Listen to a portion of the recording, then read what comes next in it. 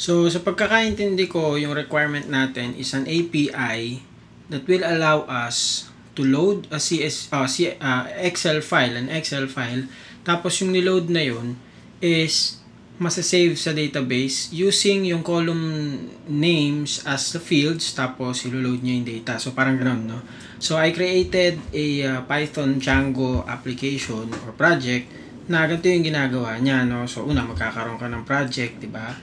So, sa project mo is magkakaroon ka ng URLs, etc. So, if you're not familiar with Django, hindi natin siya lahat madidiscuss ngayon, pero what's important is ito. So, nilagay natin dyan yung app natin, in-install natin siya sa settings.py. Under my project, nilagay natin yung my application or my app para may install natin siya dito sa ating application or sa ating project na Django project, no? Tapos, ang ginawa natin dito sa my app ay ang unang-unang mahalaga na gagawin natin is yung sa models.py. Dito wala tayong makikitang pangalan talaga ng mismong table, then yung mga fields, kasi dito sa models.py dito mo nilalagay yung schema mo generally, no? Halimbawa, users. Tapos kalagay sa mga fields kung ano yung mga fields na ilalagay is kung ano man yung fields na gusto mo, username, password, user type, di ba? Yung mga ganon. So, dito, anong nangyari? Dynamic, no? Dynamic yung pag-create natin ng model. Table name, tapos yung columns, ayan. Tapos, nilagay ko na fields, merong ID na automatic na nagpo-populate. Para lang magkaroon ng unique ID. Ngayon naman, sabi kasi dun sa requirement, yung magiging ID niya is yung row number niya. So, kung pang ilan siya, yun yung pang ilang entry siya, yun yung magiging ID niya. So, nag-create ako ng ID, naka-field, tapos ang laman niya is an auto field, tapos siya rin ay sinet ko na primary key, no? So nag-i-increment lang yan. Okay? Tapos sa mga fields naman, kukunin niya yung mga columns, tapos yun yung isa-set niya, tapos dahil varchar nga, and varchar, so ginawa akong character field na lang na may length na 255. Tapos yun na. Okay, create na siya ngayon ng mamaya papakita natin, may sample data tayo dito, pakita natin kung paano siya nag-work. So, after kong magawa yun, meron ako serializer dito para sa file, tsaka sa table name. Siyempre, yun yung mahalagang i-input mo Ano yung file na i-load mo, tapos siya ay isang file field. Tapos, ano namang table name. So, yun. Hindi na rin ulit madidiscuss na sobrang detailed, pero pinapakita ko lang kung ano yung mga ginawa natin. And this serializer is from sa REST framework na in-install natin, no? So, first and foremost, ang ginagawa kasi natin bago tayo gumagawa ng project natin sa Django is nag-create tayo ng environment. Bakit? Kasi pag di ka nag-create ng environment tapos nag-pip list ka, lahat ng mga packages na nandun sa machine mo, pwedeng lumitaw. No? Halimbawa, ito, pakita ko dito sa CMD. Tapos magpipip list ako dito. Pag nagpip list ako dito, may possibility na kahit yung mga packages na hindi ko naman kailangan, maisama ko sa project. Yan, YouTube transcript, DL, blah blah blah. Diba? Kung i-compare mo yan, dun sa kailangan mo lang talaga, ito lang yung kailangan mo talaga dyan sa project na yan. Okay? So, hindi lahat kailangan. So, ina-isolate mo ngayon ng virtual environment yung mga kailangan mo lang. And yun yung dahilan kung ba't tayo nag-virtual environment. Siguro alam na ng iba yon dahil nagpa-Python na sila, pero sa mga hindi pa, yun yung dahilan. And sa case ko, meron na akong VENV dito. Pinangalanan ko siyang VENV kasi virtual environment nga siya. At pwede nyo naman pangalanan ng iba, pero ako yan yung ginagawa ko. Sa mga hindi pa alam kung paano mag-create, kailangan may naka-install kang virtual environment sa machine mo tulad nito. Ayan, ayan, virtual env. Yan. So, kasi yan yung gagamitin mo virtual, pag na-install mo na yan, kung di mo pa na-install, pip install virtual environment. Walang space. Ayan. Tapos pag na-install mo na, virtual env space venv. Yan, magkikreate na yan ng virtual environment na ganyan. Tapos, pwede ka na dyan mag-pip install ng mga kailangan mo. Pip install Django, Django REST Framework, Pandas, OpenPyXL, yung mga in-install natin. Yung mga ibang nakikita nyo dyan, tinangay na lang ni Django yan, tinangay na lang ni Pandas, kasi may mga prerequisite din yung mga yun So, ganun. Pag-install ka na ng package, nakapag-start ka na ng mga pinakita ko sa inyo kanina, merong isa sa pinakamahalaga na concept dito sa Django, or di ba pinakamahalaga, isa sa mga mahalagang aspeto sa Django is yung urls.py. Kumbaga sa libro kasi, 'di ba, yung libro sa umpisa sa pag binuksan mo yung libro do sa first page or second page, may table of contents yan eh. So yung pinaka table of contents nakalagay yan dito sa project kasi magkakaroon ng dalawang project yan eh. Magkakaroon ng dalawang project sa loob, dalawang folder sa loob ng project mo. Ito yung My App tsaka yung My Project. Sa My Project nakalagay yung mga project configurations. Dito naman yung mga applications configurations mo, 'di ba? So, dito sa project configuration mo may urls.py, yan yung table of contents. Ibig sabihin, merong nag-e-exist na API na link sa kanya na page, ba 127.0.0. O kaya ginawan mo na ng host, may host ka na example.com/API. Ito 'yon. example.host/admin. So parang yan yung mga magiging endpoint mo. Ngayon, paano naman malalaman kapag nag-browse ka dito kung ano yung i-execute na views? Kasi MVC to eh, Model View Controller, di ba? So meron tayong views diyan. Ayan. Sa views natin, diyan naman makikita yung behavior ng project natin. Bawa ito, spreadsheet upload view. So meron akong view na ang class ko is mag-post ng gusto nating i-post. So, magkikreate siya ng table, tapos yung sa table lagi na magkikreate siya ng data frame or data frame na yun yung pang-read niya ng file, ng Excel file, blah blah blah, yung mga ganyan. So, siguro kung nagpa-Python ka, alam mo na yan. Again, hindi natin madidetail dito kasi ito walkthrough lang naman siya kung paano nangyayari, no? However, ayan, meron tayong nakaabang dyan kung anong file, anong table yung gusto mong gawin. Tapos, maglo-loop siya dun sa laman ng file mo. Tapos, magre-return siya ng data uploaded successfully to. Ayan. So, ganun nangyayari, no? Kapag tayo, meron tayong views. Ngayon, paano mo na ipo-point to? Dun sa sa urls.py ng project mo, kung titignan natin, ang laman niya lang naman, dalawa lang, di ba? So, myapp.urls lang. Wala naman sinasabi dyan kung aling views ang pagaganahin natin.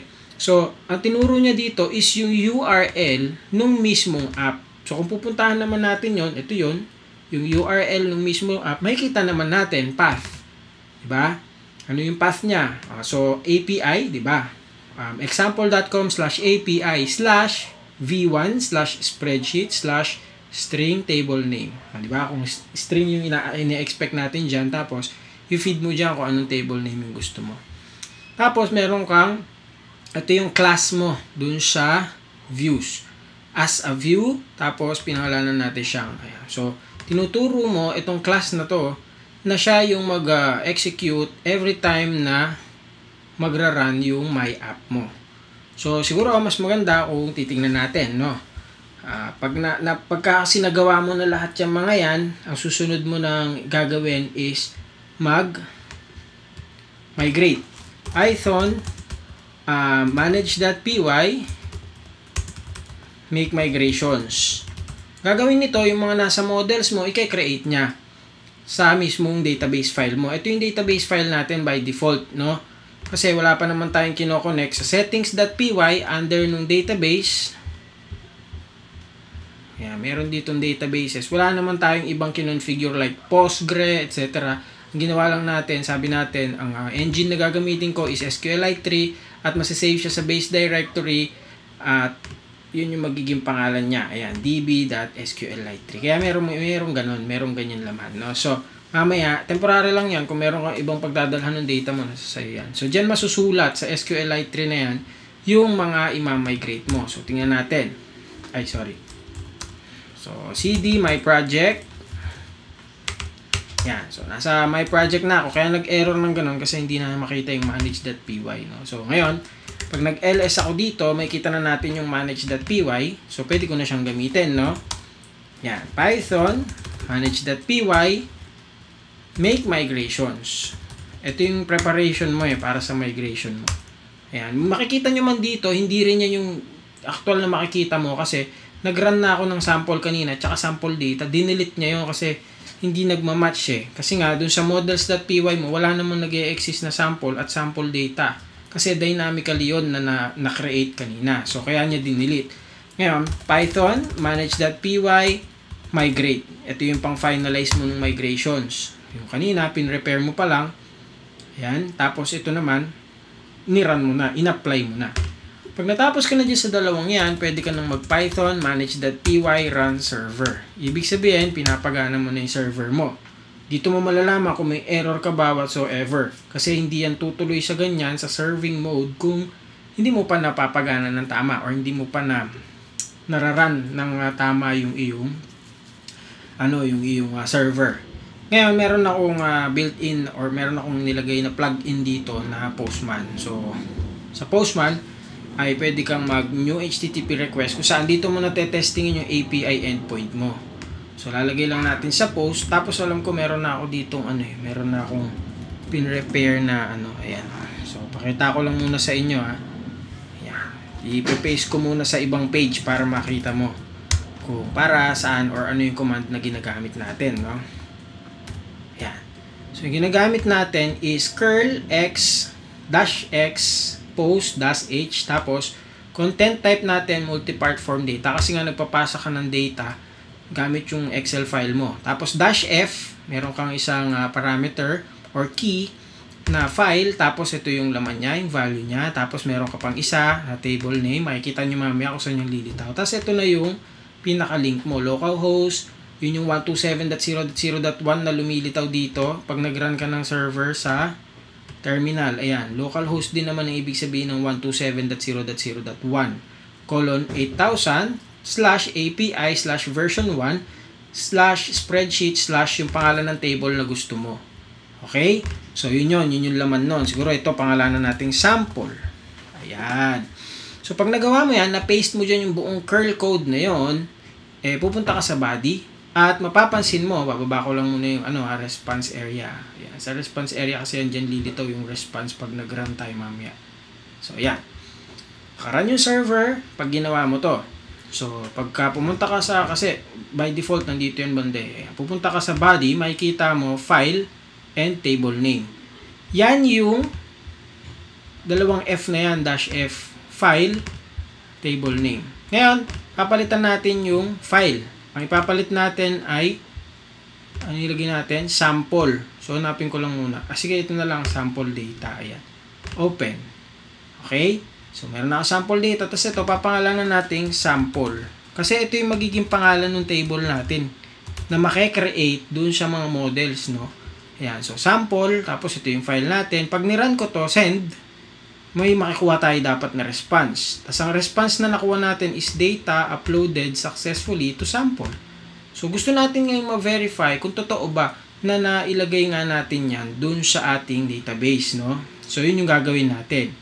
Sa pamamagitan ng pag-open netong DB SQLite 3 na to. So meron na akong dinownload na DB browser, ayan, or SQLite, ayan, DB browser for SQLite. Search mo na lang, download mo, ganun. Tapos install mo lang yung portable. Open tayo ng database. Gusto ko lang mapakita sa iyo na ingest siya, no. Open tayo ng isang Nag-open tayo ng isang database. Punta tayo sa D. Tapos new folder. Hindi ito sa iyo. D, tapos quick clients. Dito ko lang nilalagay lahat ng mga random ko na subok project. My project, SQLite 3. Ito yung, yan yung open lang natin. Tapos dito pa lang, pag run natin, meron na tayong nakita, sample. Ayan. My app _sample. So, ang gagawin natin ngayon, magkuquery tayo ngayon. No? Mag-query tayo ngayon, execute SQL, select all from my app. Diba? My app _sample. Ayan. Susubukan natin ngayon kung lumitaw yung data mo, no? Nirun natin, ito yung makikita natin. Yung ID niya is 1, tapos ito yung laman niya. Office type, DO, may kawayan, buildings and buildings, blah blah blah. Tapos, ayun, may price doon, cost of acquisition, ganyan. So, syempre, kailangan nating malaman. Susunod kasi na mangyayari dyan, yung tinatawag na sanity check. Ano ba yung sanity check? Syempre, i-check mo kung yung source at yung niload mo, na-ingest mo, ay pareho, di ba? So, ang gagawin natin is, titingnan natin using itong ating VS Code, yung sample data. Yan, open anyway. Text editor. Ay, hindi niya makikita. Kasi XLS, hindi nga pala to CSV. So, ang gagawin natin, open na lang natin siya sa LibreOffice lang ako guys eh. Yan. So, sa editor natin, makikita nyo po na ang mga natin, office type, division office, ayan. Stretch natin to para makita nyo ng buo. Ayan. Ayun.